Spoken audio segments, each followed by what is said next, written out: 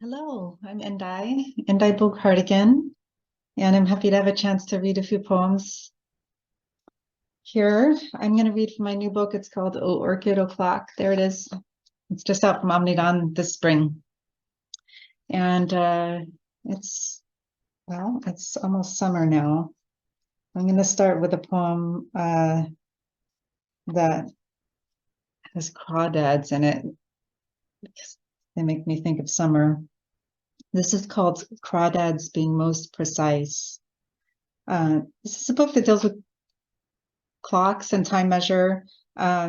This poem has an epigraph after the differentiation between clock accuracy and clock precision, the crawdads. I came upon that differentiation in a book called Marking Modern Times by Alex McCrossan, a wonderful book.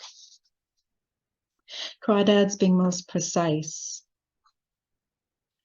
Crawdads being most precise, most precisely pink in childhoods in which they were first discovered, but never so precise again. Eyelid pink crawdads, painfully translucent pink, so that the exoskeleton was an excuse to see the clocks within them. And when they were exposed under rock silt, it was brutal to find them. So we wanted that brutality, put our noses close to it like the hideous wonders of deep sea fish. They had no need for the armor of skin, no need to not show their precisely wired blood organs.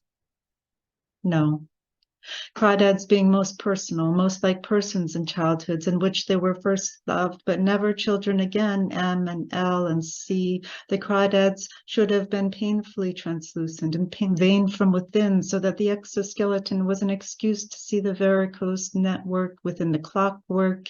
So the memory of childhood friends would always be embedded in rocks.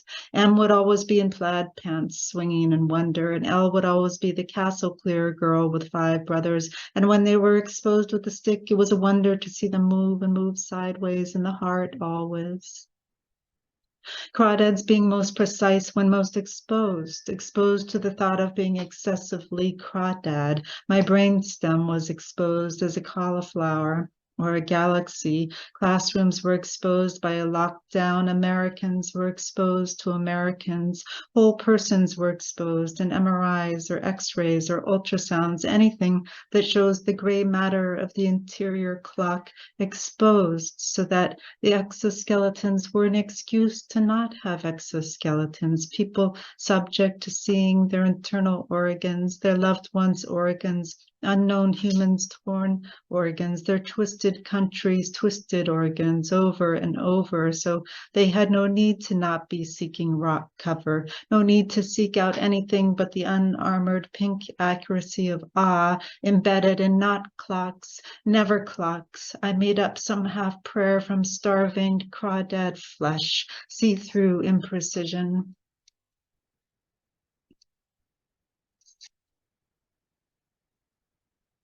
Second entries, clippable fan, material mortgage, aspirin forage, instant stare, objects, subjects wear, merely molecular, light lit, flag-shaped barrette.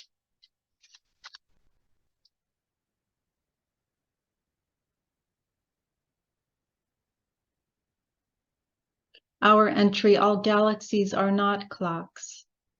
All galaxies are not clocks. In the bluntness of mass violence news, all light is oversaid right now. I shut my eyes and spun in argument. I apologize to the clock for not being present. I apologize to no one in particular in basement, dim, underwater heart, lungs, beach fight, galactic fall flock. Why would I walk upstairs to lit time at all, to what the clock must point to? Overlit wicks, planetary eye tones of the injured, their collisions, every lifted stretcher, every bruised orchid spirit overset or unprotected or too ungently held. This is not just about closeness to the forward league of clocks that can only move forward, have no choice but to notch and notch and notch and not desist. If I dismantled the wine knob, if I peeled off the clock hands of the clock, fingernail tear, industrial pedal, Madonna spine stock, if I snap off the clock clock hands.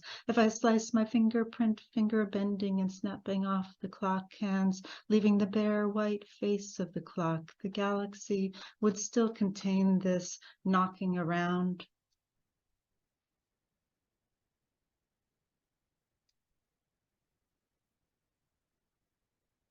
You be the woodcutter. There were more of us than I could count in the clock, more notches, shifts, triggers, more misaligned stream. I asked for foxes to appear in between our footsteps. I asked for someone to draw wider leaves between the alarms of the lilies before they closed up. You be the woodcutter, I'll be the water wheel. You be the crescent moon, I'll be the three trio. You be electric, I'll be particulate. You be the pendulum, you be the sun. There were more of us in water clocks, more in violent time-held streams. More than once a child, I slipped my body into the tooth of a blowhole and stood there as the coolness rose, the water surface rose, swirled to the brink of anything held, more of us than water wells. You be the clock face, I'll be the flatness. You be the pendulum, I'll be the weight. You be the fingerprint, I'll be the wind knob. You be the off-on, you be the sun. Between the actual notches, I thought, if I could find between the 20-point headline, X dead, trigger moon, school shooting, X fled, if I could find between the sieving disbelief, the ring and tick, I thought, if I could X out the most actual minuscule nicks of present love. You be the cuckoo bird, I'll be the finial. You be the water wheel, I'll be the spring. You be the southern six, I'll be the night ticks. You be the orange wood, you be the sun.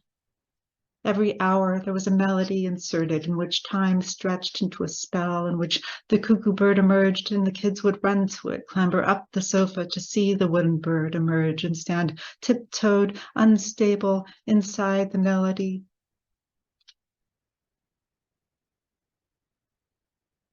I'll end with a little hour entry. Our entry, all bells must hold all clocks. The clock's etymological root being cloca, being bell, a nerve root shivering roundness, a medieval prayer alarm, a cradling sound shell.